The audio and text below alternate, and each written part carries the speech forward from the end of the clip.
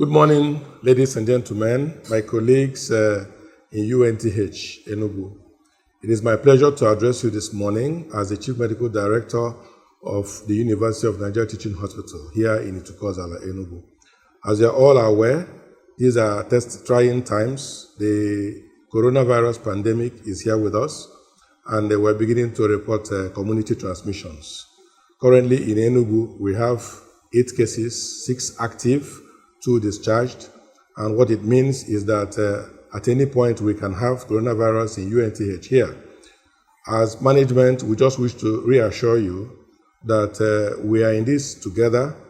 We are all frontliners, the doctors, the nurses, the pharmacists, the lab scientists, the technicians, the cleaners, the gate men, everybody that's working in UNTH is actually in some way or the other a frontliner. So we are in this all together, and management is not spared.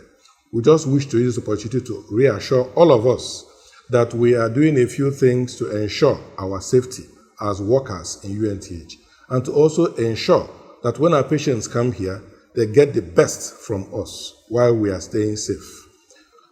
Part of the measures that we've taken is that immediately this coronavirus broke out, we made efforts to procure a lot of personal protective equipment to ensure that our staff, when they are seeing these patients, are protected. There are a lot of gloves, a lot of face masks that we've procured, and we have a team that is seeing to daily distribution of these items. We have also ensured adequate spacing of patients that come to the hospital. In this wise, we relocated all the clinics to the general outpatient department, where we set up a big canopy.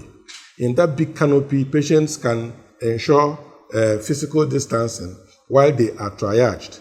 We triage the patients, and those that really need extra protection, then we put them in a particular place for special care. Those that are triaging the patients, we ensure that they are well kitted, adequately protected. Those that also have to take away the personal protective equipment that has been removed, we also ensure that they wear adequate protection while doing this. This is one of the things we've done. Also, we have immediately set up a waiting area in front of the casualty, the emergency department.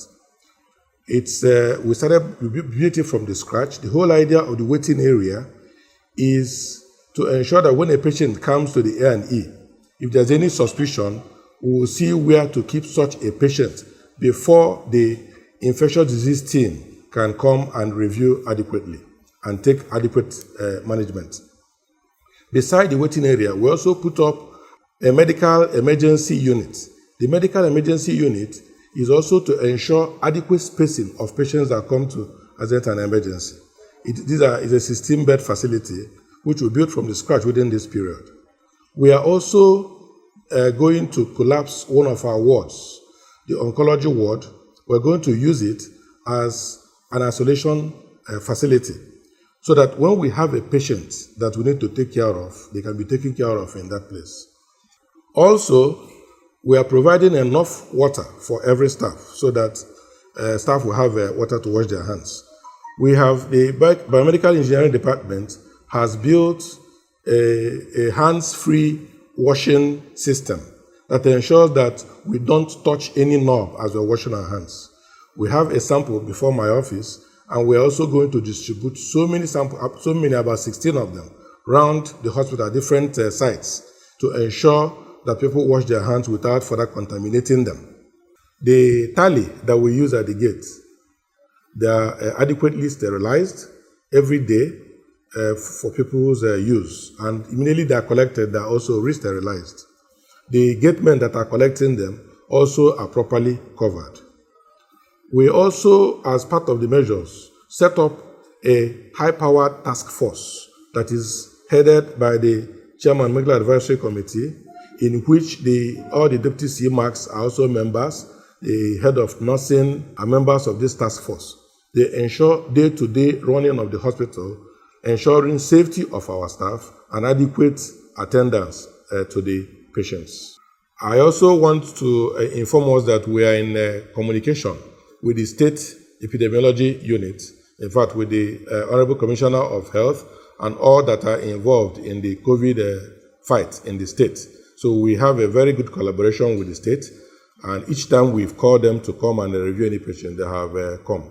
The community medicine department of the hospital is also working very hard to ensure adequate public enlightenment, and we thank them for this.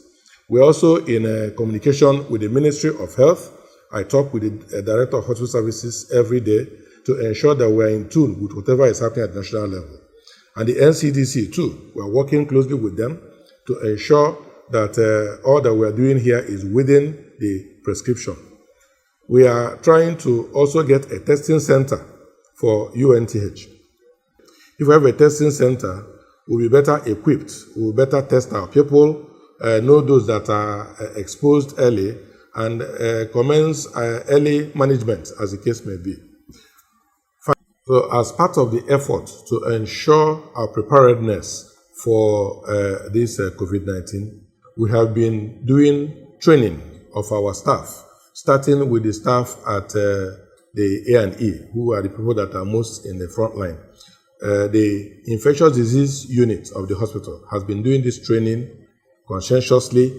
They've trained so many doctors and nurses and health workers in this hospital.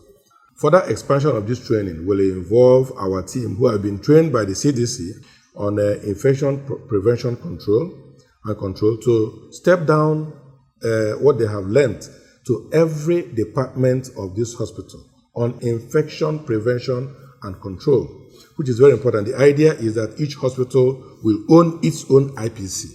So we are already about to do this to key into the global vision of infection prevention and control.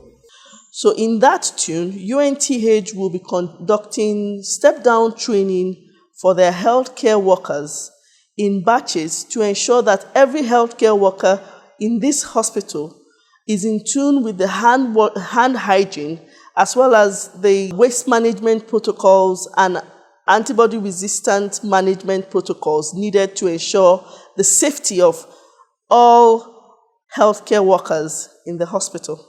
As part of the strategy embarked by the hospital to combat the COVID-19 infection is the upgrading of the tuberculosis laboratory to a biosafety-3 lab.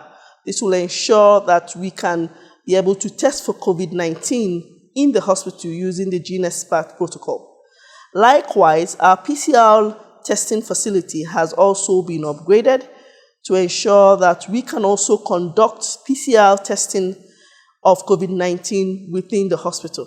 All these are strategies set in place by the hospital to ensure that we are COVID-19 compliant, whether in infection prevention and disease control, or in diagnostics, and also in management of COVID-19 infection within the hospital.